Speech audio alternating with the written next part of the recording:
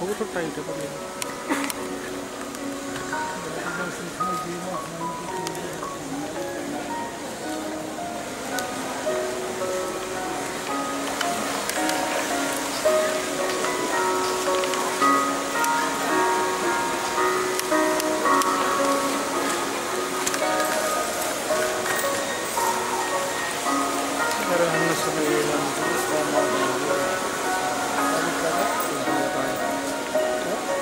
Stage हो गया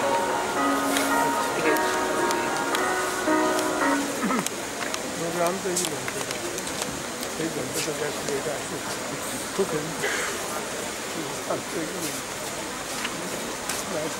मैं सर थोड़ा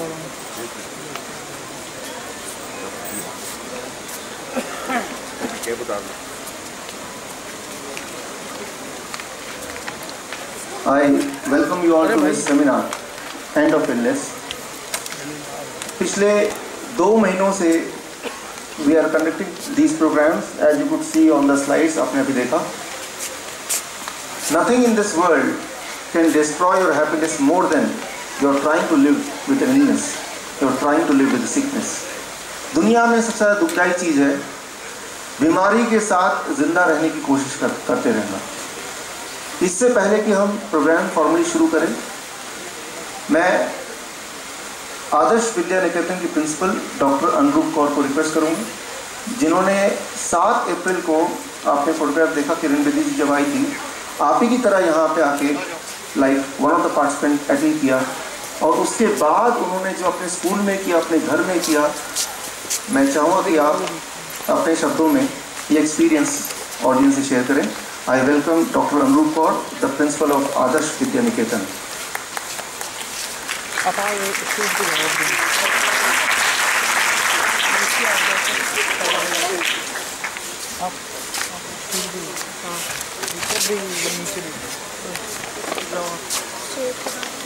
यहाँ से चढ़िए, यहाँ पे साइड ये खड़े हुए हैं ना, वो साइड स्टेज पे जाइए, जाओ उनके साथ जाओ, स्टेज पे जाना है, जाओ जाओ. Ma'am Good morning. Okay, today as I have got the opportunity from Dr. Vishwaroop Rai Chaudhary to share my views on this concluding day of End of Illness program.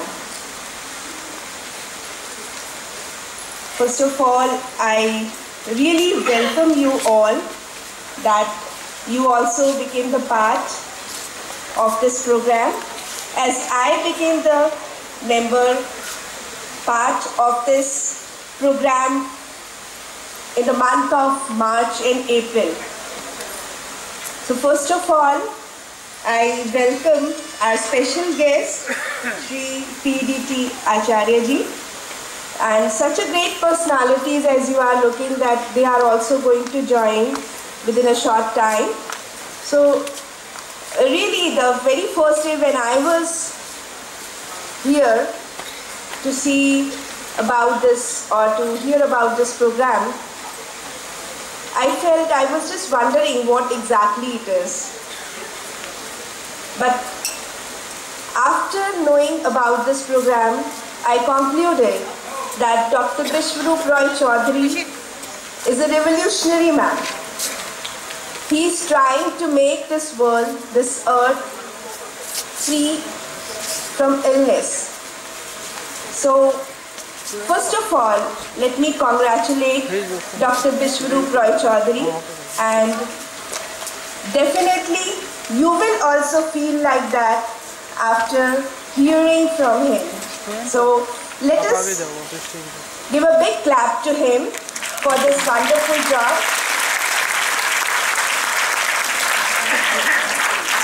Let me explain, like in the month of March and April, they started this program from the schools, different schools. They have gone and means his team, they were going to the different schools. They were giving training programs, workshops, seminars to the students as well as teachers. After that, they selected some students and they invited them for one-day training program. The students who have joined that program, we came to know like they are also feeling very different type of experience after hearing. ये बहुत ही बड़ा अनुभव था बच्चों के लिए, teachers के लिए, सभी के लिए कि एक ऐसी पद्धति जो कि शोध के माध्यम से doctor Vishwaroop Roy Chowdhury, he is going to explain after this speech, जिसमें वो बहुत सारी ऐसी बातें बताएंगे जो जब हमने पहली बार यहाँ आके सुना तो हमें भी बड़ा अजीब सा आश्चर्यचकित कर देने वाला लगा कि इतनी बड़ी बड़ी बीमारियाँ जो डॉक्टर्स कभी भी हमें एक सेटिस्फैक्ट्री आंसर नहीं करते कि what will be the result. They just keep telling us कि आपको मेडिसिन लेने हैं, आपको इन चीज़ों पे प्रिकॉशंस लेने हैं और ये करते रहना है, लाइफ लॉन्ग चलेगा, डायबिटीज़ है.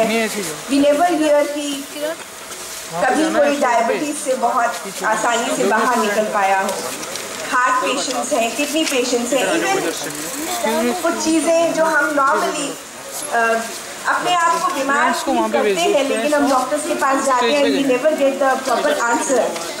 मेरे साथ भी ऐसा होता था कि मैं बहुत जल्दी थोड़ा सा ऊंचाई पे जाने पे एक सफोकेशन फील करती थी. तो जो डाइट प्लान सर ने बताया उसके बाद मुझे महसूस होता है कि वो प्रॉब्लम मेरी रिमूव हो रही है, मुझे अब वैसी दिक्कत नहीं होती. मेरे फादर जो कि किडनी एंड हार्ट पेशेंट है, बहुत ही बुरी कंडीशन में काफ़ी टाइम एडमिट रहे पीजीआई में भी, एंड उन्होंने इस डाइट चार्ट को फॉलो किया फ्रॉम लास्ट 1 मंथ और अब वो ये कहते हैं कि मैं काफ़ी बेटर फील कर रहा हूँ.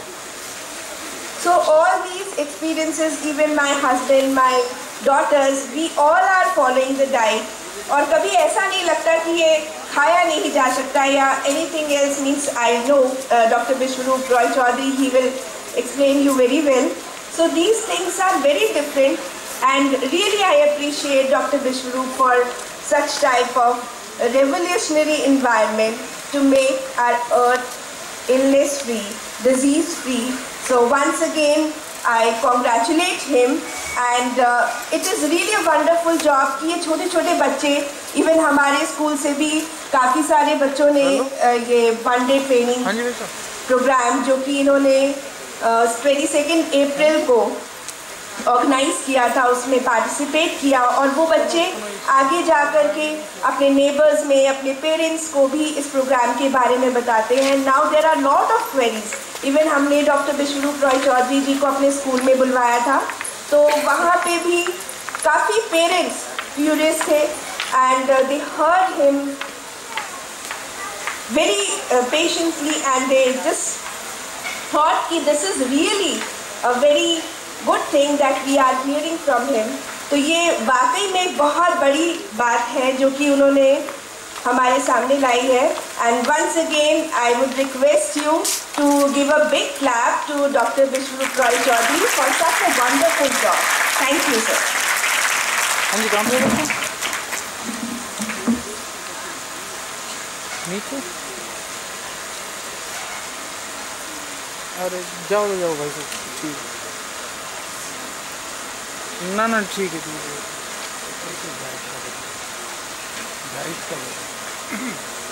ना कोई दिक्कत नहीं. ना एक ही बात कोई दिक्कत. ठीक है. Good morning to all of you. I welcome you all for End of Illness campaign and I would like to start by welcoming our esteemed chief guest Shri PDT Acharya ji on the stage. I would request him to please come up on the stage, please. and I would request Dr. Vishwaroop Roy Chaudhary to please welcome him.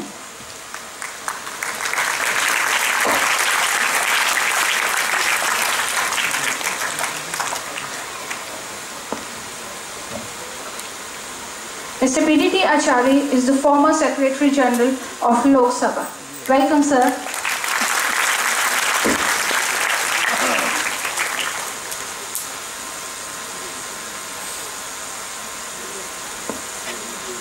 Thank you, sir. Please, I would request you to take your seat.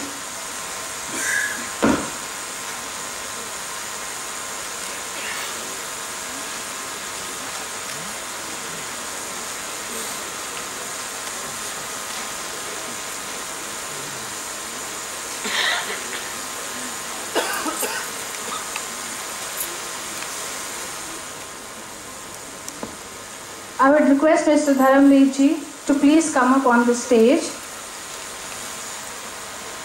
Mr. Dharamveer ji.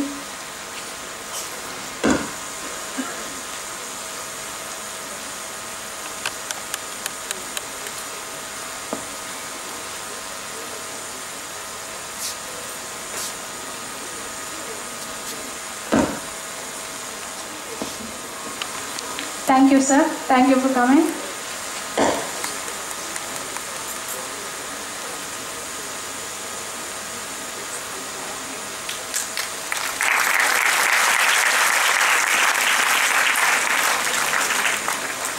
So I would request Dr. Vishwaroop Roy Chaudhary to start the session. Please welcome him.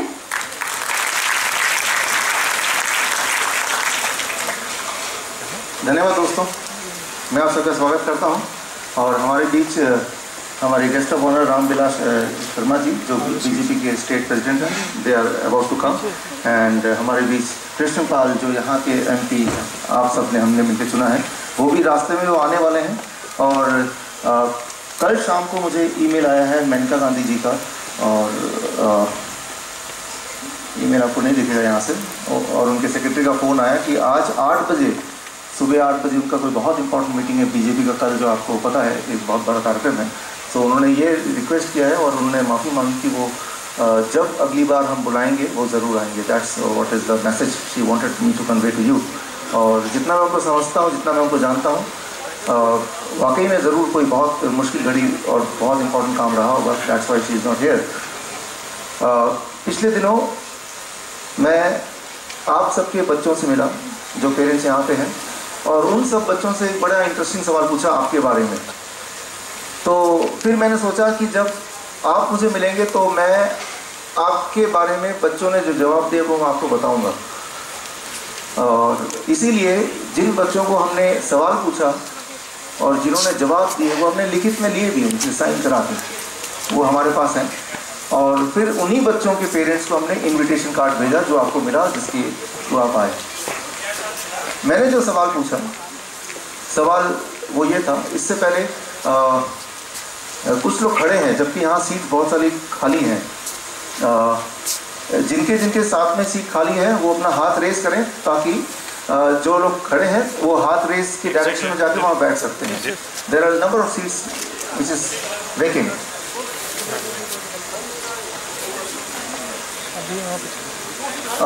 Rather आप लोग थोड़ा shift कर सकते हैं side by side ताकि इस तरफ ultimately seats खाली रह जाएं।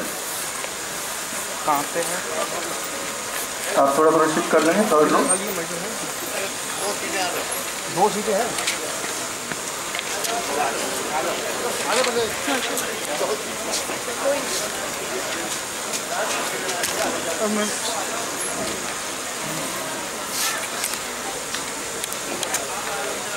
मैंने आपके बच्चों से जो सवाल पूछा वो ये, जब वो सब मिले मुझे, जैसे आज आपसे मुलाकात हो रही है, और सवाल द क्वेश्चन वाज कि अगर गॉड आपके पास आ जाए और भगवान आपसे बोले, 2 ऑप्शन दे आपको आपके माता पिता के बारे में। मैंने आपके बच्चों से पूछा कि आपके माता पिता बहुत अमीर होंगे, जो भी आप चाहेंगे जीवन में आपके बोलने से पहले वो सारी मुरादें पूरी कर देंगे। गाड़ी चाहिए, बंगला चाहिए, कार, खिलौने चाहिए, what ever you will demand in your life it will fulfil, your parents will be so rich.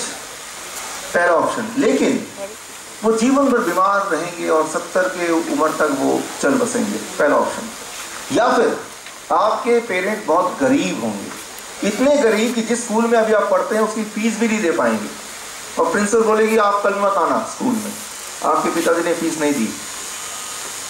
आपकी कोई भी ख्वाहिश पूरी नहीं कर पाएंगे, कोई भी ख्वाहिश पूरी नहीं कर पाएंगे, छोटी छोटी ख्वाहिश पूरी नहीं कर पाएंगे, लेकिन वो हेल्दी रहेंगे, 100 साल जिंदा रहेंगे। ये सवाल मैंने पूछा, ऐसे ही रिपीट किया 2-3 बार। फिर मैंने पूछा आप में से कितने लोग ऐसे हैं जो हाथ रेस करें, जो गॉड को बोलेंगे नहीं सेकंड वाला ही ठीक है, हमें कुछ चाहिए नहीं, लेकिन 100 साल वो जिए। आई एम श्योर आपको ये विश्वास होगा कि ऐसा सवाल मैंने करीब 83,000 स्टूडेंट से पूछा, और सभी का जवाब ये था कि हम चाहते हैं हमारे पेरेंट्स 100 साल जिए, चाहे हमें कुछ ना मिले। सो दोस्तों, थैंक यू। अक्सर मैं भी एक पेरेंट हूँ, अक्सर हम इस जद्दोजहद में लग जाते हैं कि हमें अपने बच्चों के लिए करना है, बच्चों के लिए करना है, बच्चों की सारी ख्वाहिश पूरी करनी है। लेकिन दोस्तों, बच्चों की जो पहली ख्वाहिश है वो तो आपका हेल्थ है, राइट? उसके बिना आपको कुछ नहीं चाहिए। एक सवाल मैं आपसे पूछता हूँ, अभी इन दिनों स्कूल्स में मैं गया, 83 स्कूल्स, अलग अलग पब्लिक स्कूल, उनमें से आप सबके स्कूल में गया, तभी आपको हमारा इन्विटेशन मिला, और एग्ज़ाम का माहौल चल रहा था, मार्कशीट का, अब तो रिजल्ट आ गए हैं। अगर गॉड यहाँ पे अभी आ जाए और आपको पूछे कि आपका बच्चा टॉपर होगा, ना केवल स्कूल का, आपके शहर का, हर बार टॉपर होगा, हर सब्जेक्ट में 100% मार्क्स आएंगे, लेकिन वो थोड़ा बीमार सा रहेगा, हमेशा बीमार सा रहेगा, पहला ऑप्शन। दूसरा ऑप्शन, आपका जो बच्चा है वो बहुत हेल्दी होगा, बीमार पड़ेगा ही नहीं, लेकिन हर सब्जेक्ट में 0 मार्क्स आएंगे, सारी टीचर बोलेंगे ये तो बहुत दलाइज बच्चा है, 0 मार्क्स आएंगे। मैं आपसे पूछता हूँ, कितने लोग ऐसे हैं, हाथ रेस करें, जो बोलेगा गॉड को कि सर, गॉड सर, आप सेकंड वाला ऑप्शन ही ठीक रहने दीजिए। How many of you will go for second option? Thank you. कितने लोग पहले ऑप्शन के लिए जाएंगे, वो भी हाथ रेस करें, और बाकी बीच वाले लोग कहाँ गए? मैं समझ गया कि हाथ ऊपर करने में थोड़ी आलस हो रही है, आपकी दिल की बात मैं जानता हूँ, because I am a parent. मेरा बच्चा अभी 8 महीने का है, 8.5 महीने का ही है, और मुझे अभी से चिंता लग गई, तो मैंने कहा कि आप पेरेंट्स से मैं आपसे टिप्स लेता रहूँगा, इसलिए मैंने कहा चलो ये भी एक एजेंडा है मेरे आज का यहाँ पे। तो आज हमारे बीच करीब 16 शहरों से, अलग अलग शहरों से, पोरबंदर से, सूरत से, हैदराबाद से, मेरठ से, नागपुर से लोग आए हैं, हमारे वॉलंटियर, हमारे मित्र आए हुए हैं। वो मित्र ऐसे जैसे आप मित्र बनने वाले हैं इसके बाद। उन्होंने जब हमारा एंड ऑफ इलनेस प्रोग्राम देखा तो उन्होंने अपना तन मन धन लगा दिया इसको प्रमोट करने में, आगे बढ़ाने में। सो मैं इसलिए बता रहा हूँ आपको क्योंकि आप भी ऐसा करने वाले हैं। जीवन में जो सबसे ज़्यादा दुखदाई चीज़ है, बीमार रहते हुए जिंदा रहने की कोशिश में लगना। एक सवाल मैंने सारे बच्चों से पूछा, सवाल मैं आप अभी पूछता हूँ, what is the standard blood pressure? या आपसे पूछता हूँ, what is the standard blood pressure? क्या आंकड़ा है वो?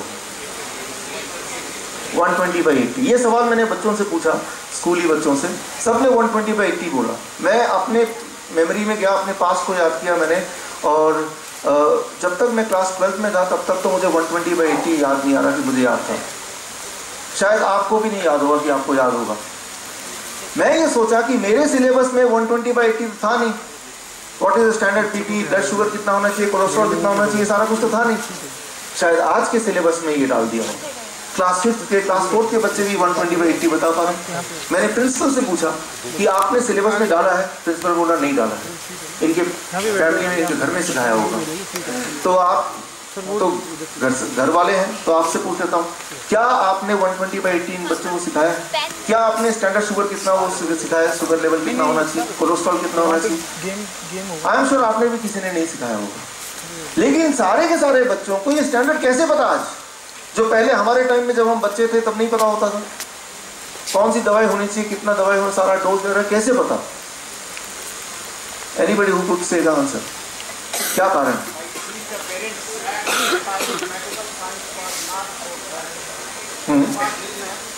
10 साल पहले सर आप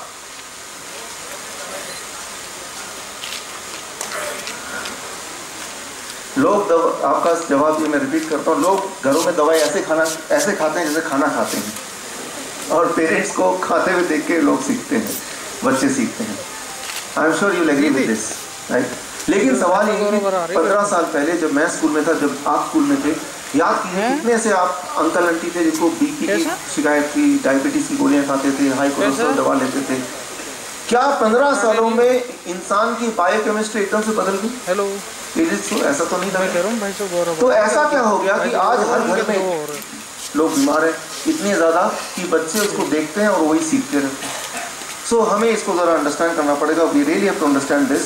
इसको अंडरस्टैंड करने के लिए मैं हेल्प लूँगा एक बच्चे की। आपका नाम क्या है? वैभव। कौन स्कूल में पढ़ते हैं वैभव? आयशा। वैभव को मैं पहले से जानता था, लेकिन मैंने कहा कि थोड़ा एक बार और मैं कंफर्म कर लूँ कि वैभव भी है क्या। वैभव इज़ ए गुड स्पोर्ट्समैन। वो 100 मीटर की रेस में हमेशा फर्स्ट आते हैं।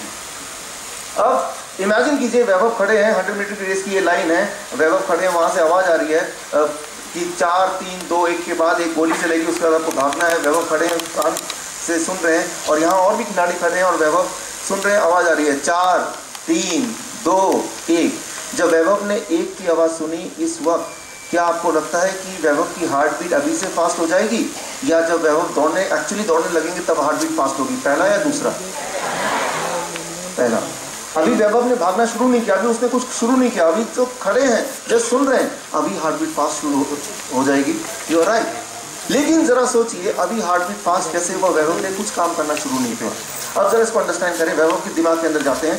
वैभव ऐसे खड़े हैं, भागने को तैयार हैं, वहाँ से आवाज़ आ रही है 4, 3, 2। जब ऐसी आवाज़ आ रही तो वैभव का दिमाग, एक ब्रेन देख रहा है ये वैभव ऐसे क्यों खड़ा, ये क्या करना चाहता है, वो आवाज़ कहाँ से आ रही है, लोग क्यों खड़े हैं? तो ब्रेन क्या करता है, पुरानी मेमोरी में जाता है कि पिछली बार जब वैभव ऐसे खड़ा था और ऐसी आवाज़ आ रही थी तो वैभव ने क्या किया था? वो तो दौड़ा था, भागा था, राइट। इसका मतलब ब्रेन ने अनुमान लगा लिया इस बात भी वैभव दौड़ेंगे, भागेंगे। ब्रेन का काम होता है सबसे पहले इंटीमेट करना हार्ट को कि भाई अगला स्टेप क्या होने वाला है। ब्रेन ने इमीडिएटली हार्ट को बताया, देखो भाई वैभव भागने वाला है। हार्ट को पता है जब भी वैभव भागेगा, हार्ट से ज़्यादा ऑक्सीजन मांगेगा, ज़्यादा न्यूट्रिएंट मांगेगा, ज़्यादा कई सारे हार्मोन मांगेगा। तो हार्ट ने अपनी तैयारी पहले से शुरू कर दी, हार्ट बीट पहले से फास्ट हो गया, राइट। सो अब वैभव एक्चुअली भागने लगे, हार्ट बीट फास्ट है, ज़्यादा ऑक्सीजन इंटेक हो रहा है, ज़्यादा न्यूट्रिएंट सर्कुलेट हो रहा है, राइट। लेकिन वैभव के बॉडी के कुछ ऑर्गन ज़्यादा काम कर रहे हैं, कुछ मसल्स पे ज़्यादा जोर आ रहा है, यानी कि उन मसल को ज़्यादा ऑक्सीजन चाहिए, उन मसल को ज़्यादा न्यूट्रिएंट चाहिए। इसका मतलब ये है कि कुछ ब्रेन को वहाँ ज़्यादा न्यूट्रिएंट पहुँचाना है तो ज़्यादा ब्लड फ्लो देना पड़ेगा। तो ब्रेन अगर वहाँ ज़्यादा ब्लड देगा तो total amount of blood is constant, वो तो एक जैसा ही है, वो ना बढ़ सकता ना घट सकता।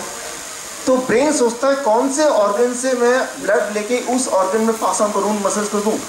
ब्रेन दोबारा पास की मेमोरी में जाता है और ये देखता है कि वैभव जब भी दौड़ता अपने जीवन में खाना नहीं खाता, यानी कि ये जो डाइजेस्टिव रीजन है यहाँ पे ब्लड की ज़रूरत खास नहीं है, इस वक्त तो खाएंगे नहीं।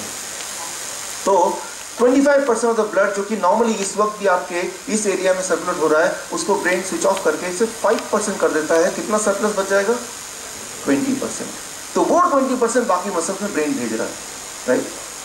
सो वैभव भाग रहे हैं, अभी भाग रहे हैं, राइट। ब्रेन उसको मैनेज कर रहा है। जब भागेंगे तो वैभव की जो बॉडी की हीट है वो बढ़ जाएगी या घट जाएगी? बढ़ जाएगी। लेकिन आपको तो पता है ना, ज़्यादा हीट अगर बढ़ जाए बॉडी की तो ज़्यादा हीट में बॉडी के ऑर्गन स्विच ऑफ होने लगते हैं, यानी कि बंद होने लगते हैं, यानी कि आप डेड हो सकते हैं। तो ब्रेन सोचता है अब मैं क्या करूं। ब्रेन के पास दो ऑप्शन है, या तो वैभव को थका दे, वैभव धड़ाम से गिर जाए, जैसा अक्सर आपने देखा, राइट। यानी कि अब आगे वैभव दौड़ेंगे नहीं, हीट अप ज़्यादा नहीं होगा। आपने देखा जब गाड़ी चलाते हैं धुआं निकलता है आगे तो गाड़ी को रोक देते हैं थोड़ी देर के लिए। तो ब्रेन भी ऐसा कर सकता है, लेकिन ब्रेन ऐसा करेगा तो वैभव हार जाएंगे। ब्रेन नहीं चाहता कि वैभव हार जाए, राइट। तो ब्रेन क्या करता है, एक और मैकेनिज्म ऑन कर देता है। ब्रेन स्विच ऑन कर देता है स्वेट ग्लैंड्स, राइट। पसीने के रास्ते एवोपरेट होगा वो वाटर, पसीना जो है बनेगा और उससे एटमॉस्फेयर में सारा हीट जाने लगेगा, यानी कि वैभव का हीट एक लेवल से ज़्यादा बढ़ेगा नहीं। अब वैभव भाग रहे हैं और बॉडी से पसीना आ रहा है और पसीने की वजह से धीरे धीरे हीट भी बाहर निकलता जा रहा है। So it will keep on happening. अब वैभव फिर भी भाग रहे हैं, राइट। एक टाइम आएगा कि हमारे बॉडी का जो पानी की मात्रा है वो कांस्टेंट है, थोड़ा सा ही है, वो भी खत्म होने लगा। पानी जब खत्म होने लगेगा तो अब क्या होगा, व्हाट विल हैपन, खून वो ज़्यादा, राइट, उसकी फ्लूइडिटी वो कम हो जाएगी, राइट, उसका फ्लो मुश्किल होगी, एंड उससे भी बॉडी जैम हो सकता है, he can die on the spot. तो अब ब्रेन सोचेगा दो ऑप्शन दोबारा है, या तो ब्रेन अभी वैभव को थका दे, वो गिर जाए, या फिर ब्रेन कुछ और इंतजाम करे। तो ब्रेन ने एक और इंतजाम किया, वो क्या, प्यास। आपने ध्यान दिया, कभी डिस्कवरी में दिखाते हैं, स्पोर्ट्स चैनल में दिखाते हैं, वो भाग रहा है और जो खिलाड़ी और 10 किलोमीटर की रेस में और रास्ते में पानी लेके खड़े हैं और पानी छीनते हुए भाग, देखा, पीते हुए देखा आपने। तो वैभव को प्यास लगी और वैभव भाग रहे हैं, साथ में वो कुछ लोग रास्ते में खड़े पानी लेके तैयार, वैभव ने पानी छीना, भागने की स्पीड को बरकरार रखा, पीते हुए गए और भाग रहे हैं। वैभव ने 1 लीटर पानी पी लिया, भाग रहे हैं, मैराथन में भाग रहे हैं, राइट। आप गौर कीजिए, अगर 1 लीटर पानी पी जाएंगे तो एकदम से वैभव क्या आ जाएगा, सुसु आ जाएगी, राइट। लेकिन अगर सुसु आ जाएगी, वैभव बोलेगा जरा आप लोग ठहरो, मैं सुसु करके आया फिर भागूंगा, राइट, वैभव तो हार जाएंगे। तो ब्रेन नहीं चाहता कि वैभव हार जाए, तो ब्रेन क्या करेगा, राइट, जो ब्लैडर है जहाँ पे यूरिन इकट्ठा होता है, उसकी जो सेंसेशन है उसको स्विच ऑफ कर देगी, राइट, उसको स्विच ऑफ कर देगी, ताकि वैभव भागते तो रहे, राइट, लेकिन वो यूरिनेट की सेंसेशन वो अभी ना आए, जब तक कि रेस ना खत्म हो जाए। Try to understand, your brain is like an expert driver. पल पल कैसे वो आपको अंडरस्टैंड करके पुरानी मेमोरी में जाके आपके बॉडी के मैकेनिज्म को कंट्रोल करता है। मैं अगर आपसे पूछूं कि आपके शहर में, आपके इस लोकेलिटी में जहां आपकी गलियां हैं या आपके इस रास्ते मेन मथुरा रोड में, what is the safe driving speed, anybody, safe driving speed कितना होना चाहिए? कोई आपसे पूछे आपके शहर में आके कितना होना चाहिए? 50 kilometre per hour, right, 50 kilometre. मैं अपनी गाड़ी का जो मोटर है वो ऐसे सेट कर देता हूँ कि जब भी गाड़ी स्टार्ट होगी वो 50 किलोमीटर में ही चलेगी, ना कम ना ज़्यादा। क्या वो सेफ होगा? ये सुन लो, नो। अच्छा, तो ये तो 50 तो सेफ नहीं होगा भाई, तो कितने में मैं कर दूँ? Any other answer? 60 किलोमीटर कितना कर दूँ? 20 कर दूँ। मैं 20 कर देता हूँ, फिर मथुरा रोड में ले जाता हूँ, मैं हाईवे में ले जाता हूँ और 20 पे रखता हूँ, बिल्कुल वो 20 पे चलेगा, ना ज़्यादा ना कम। Will that be safe? Can not be safe, तब भी वो सेफ नहीं होगा, right. So what is the safe limit? Actually आप एक एक्सपर्ट ड्राइवर है तो आपको पता है कि कोई एक सेफ लिमिट हो ही नहीं सकती, वो तो सिचुएशन पे बेस्ड है। हर पल आप उसको थोड़ा थोड़ा चेंज करते रहेंगे, थोड़ा थोड़ा चेंज करते रहेंगे। एवरी मोमेंट बाय मोमेंट आप उस सराउंडिंग को देखेंगे और अकॉर्डिंगली अपनी स्पीड को आप कंट्रोल करेंगे। सिमिलरली आपका ब्रेन भी ऐसा करता है। आपने देखा वैभव केस में ब्रेन ने कैसे सर्कुलेट किया, किस तरह से मोमेंट बाय मोमेंट चेंज किया। ये जो 120/80 का आंकड़ा है, ये कोई आंकड़ा ही नहीं है। First of all it is an imaginary, right, a symbol, just imaginary number, right. ये जो मैंने आपसे सवाल पूछा कि 120/80, ये सवाल आज से 10 साल पहले पूछा होता तो आप बोलते 140/90। उससे 5 साल पहले पूछा होता तो आप बोलते 160/100। अगले 5 साल बाद पूछूंगा तो बोल देंगे आप 110/70।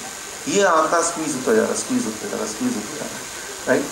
सो आप जब डॉक्टर के पास जाते हैं, डॉक्टर जब बीपी लेने लगता है, जितना बड़ा डॉक्टर उतनी हार्ट बीट फास्ट। गौर किएगा भी, राइट। जैसी डॉक्टर की शक्ल देखी, अगर वो ज्यादा फीस लेने वाला डॉक्टर तो हार्ट बीट और फास्ट, राइट। जितना डॉक्टर गंभीर उतना ज्यादा ब्लड प्रेशर हाई। अब जब डॉक्टर मेजर करेगा, that is not your real blood pressure, that is a blood pressure at that moment, right, like Vaibhav's, right. इसे कहते हैं व्हाइट कोट सिंड्रोम, राइट। तो डॉक्टर ने जो ब्लड प्रेशर मेजर किया, उनके हिसाब से that is your real blood pressure, but reality ये है वो तो उनको देख के आपकी बीपी बढ़ गई। अब जो वो डोज बना के आपको देंगे, वो डोज जो होंगे वो आपके लिए नहीं है, वो उस इंसान के लिए है जो डॉक्टर के चैम्बर में पल भर के लिए था। That is not you. And 70% of the patient in the world they suffer from this sickness called white coat syndrome. आप ब्लड प्रेशर के शिकारी नहीं है, आप व्हाइट कोट सिंड्रोम के शिकार हैं। So what I mean to say, एक बात आप मान लीजिए, अगर आप कोई बीपी की गोली ले रहे हैं तो वो आपके लिए नहीं बनी है। एटलीस्ट 70% लोगों के लिए तो मैं ये बोल सकता हूँ, 70% of the people, that is not your BP. So first of all, as I said, there is no standard limit 120/80, 120/80, right. हमारे दिमाग में 120/80 चला गया है। अब मान लीजिए यहाँ का कोई डॉक्टर है, वो जाता है ब्राजील में। ब्राजील में जो फिगर है 95/61। ब्राजील की जो आम आबादी है, उनकी अगर बीपी मेजर करेंगे सबकी 95/61। तो हमारा यहाँ का डॉक्टर जाएगा, बोलेगा ये सारे लो बीपी के शिकार है भाई, इनको तो इनकी बीपी बढ़ाओ पहले। तो वही वाले डॉक्टर चले जाएंगे पोर्तुगल, पोर्तुगल में जो आम सिटीजन की जो बीपी है 135/85, वहां अगर ये वाले डॉक्टर चले बोलेंगे पहले तो इनकी बीपी घटाओ, ये सब हाई बीपी के पेशेंट, हाइपरटेंशन के मरीज हैं। सो मैं ये बोलना चाह रहा हूं जो 120/80 है ये आया कहां से, कभी हमने पूछा? राइट, ये आया कैसे, कभी हमने सोचा? हमने ये सोचा कि भाई 120/80 मुझे पता है, हर हाल में मैं इसको 120/80 पे ले आऊंगा। राइट, हम एक ऐसी चीज को टारगेट कर रहे हैं जो टारगेट इटसेल्फ इज कंफ्यूजिंग। मान लीजिए यहां से आपको आगरा जाना है, you are expert driver, you have a good car, आपने सोचा जितने सारे इंडिकेशन आगरा की तरफ होंगे मैं उसको फॉलो करूंगा, जाऊंगा, लेकिन इंडिकेशन इटसेल्फ इज फॉल्टी। अगर इंडिकेशन कहीं और डायरेक्शन दिखा रहा है जो आगरा को पहुंचाएगी नहीं, आप कितना भी इंडिकेशन को फॉलो करेंगे you will end up in reaching something somewhere else. Right, so ये कहानी शुरू कहां से हुई? 1997 की बात है। 1997 से पहले जो स्टैंडर्ड बीपी हुआ करता था, सिस्टोलिक बीपी 160 हुआ करता था, डायस्टोलिक 100। WHO ने सोचा चलो देखें भाई ये ठीक है कि नहीं। कुछ उन्होंने पैनल बिठाया, उनको बोला कि देखो भाई 160/100 ठीक है क्या? उस पैनल ने बोला नहीं ये ठीक नहीं है, ऐसा करो कल से 140/90 कर दो। सो 140/90 जैसे स्टैंडर्ड चेंज हुआ, पूरे दुनिया में 35% new population became BP patient. सुबह का अखबार पढ़ कर हम सब तो बीपी के पेशेंट बन गए, कल रात तक ठीक ही थे, जैसे स्टैंडर्ड लो हुआ बीपी के पेशेंट सारे के सारे बन गए। राइट, बाद में ये पता चला वो जो पैनल में जो लोग थे, एक्सपर्ट्स थे WHO के बिठाए हुए, they were the paid consultant of these companies. ये कौन सी कंपनी, आप जरा गौर से इनके नाम देखिए, ये वो कंपनी है जिनकी दवाइयाँ आप लेते हैं। राइट, सो हमारा जो बीपी का जो सर्कुलेशन है, ब्लड प्रेशर है, वो बार बार चेंज नहीं होता। 10 साल में चेंज हो गया, फिर 10 साल में चेंज हो गया, अलग अलग ऐसा नहीं होता। राइट, और ये सिर्फ ब्लड प्रेशर की बात नहीं है। अगर हम डायबिटीज़ की बात करें, शुगर की बात करें, 1997 तक जो स्टैंडर्ड थे फास्टिंग शुगर 140, 140। 1997 में WHO ने एक पैनल का गठन किया, उनको बोला जरा देखना है 140 ठीक है क्या? उस पैनल ने चेंज कर देनी भाई, कल से इनका फास्टिंग ब्लड शुगर 126 से ऊपर होगा, उन्हें भी हम शुगर का मरीज बना देंगे। और रातों रात हजारों लाखों नए लोग जो कल रात तक वो हेल्दी माने जाते थे, सुबह का अखबार पढ़ के अरे हम सब तो भाई डायबिटिक बन गए। Right? As many as 14% new population became diabetic overnight. यूं मानिए कि आपके स्कूल में जो प्रिंसिपल है, आपका पासिंग परसेंटेज कितना, मे बी 35%, 40%। एक दिन स्कूल के प्रिंसिपल को सपना आया, उन्होंने ऐलान कर दिया अगले दिन से कि कल से जिस बच्चे के 80% से कम मार्क्स आएंगे वो फेल माना जाएगा। हजारों लाखों बच्चे फेल होने लगेंगे। जनरल इंप्रेशन मास में क्या गया, अरे बाप रे बच्चे कितने फेल हो रहे, कितने नालायक हो गए बच्चे। But the reality is the standard is changed, उस पर ध्यान नहीं है किसी को। Right, and standard it keeps on changing also. Right, so ये जो पैनल में जो लोग थे, डायबिटीज के पैनल के जो लोग हैं, उनके नाम है, वो 9 लोगों के नाम आप नहीं देख पाएंगे वहां से। राइट, और वो सारे कंपनी जिनके साथ ये एसोसिएटेड है, ये that is them, and these are the very company those who manufacture the diabetic drugs. Right, ये वो कंपनी जो दवाइयाँ डायबिटीज की बनाते हैं। आप गौर कीजिए कि ऐसा एक टाइम था 15 साल पहले, ज़्यादा लंबी बात नहीं, 1997 से पहले। राइट, तब अगर किसी पूछे हाइपरटेंशन कितने लोगों को, डायबिटीज़ कितने लोगों को, rarely you would have found at that time, 15 साल पहले। आज अगर मैं यहाँ पे बोलूँ, कई बार मैं बोलता हूँ, यहाँ नहीं पूछूंगा आपसे कि कितने लोग ऐसे हैं जिनके घर में कोई भी दवा लगातार नहीं चलती हो, कोई ना कोई दवा। पूरे ऑडियंस में शायद ही कोई थोड़े से लोग होंगे जो कि कॉन्फिडेंटली हाथ रेज कर सकते होंगे। राइट, सो ये ट्रांसफॉर्मेशन कैसे है? Yes I know there are some people who are still healthy, जो अभी भी उस ट्रैप में नहीं आए। तो ये ट्रांसफॉर्मेशन हुआ कैसे? ये एक बड़ा षड्यंत्र है। कुछ कंपनीज इंक्लूडिंग, इनमें एक नाम है ग्लैक्सोस्मिथक्लाइन, उन्होंने पिछले 20 साल से ये काम किया कि कैसे हम स्टैंडर्ड को नीचे करें और दुनिया भर के डॉक्टर्स को हम ब्राइब करें, एजुकेट करें, राइट, सेल्स के थ्रू, कि ये स्टैंडर्ड है, आप ये स्टैंडर्ड आप और लोगों तक पहुंचाओ, आपके पेशेंट तक पहुंचाओ, जनरल मास तक पहुंचाओ, राइट, अकॉर्डिंगली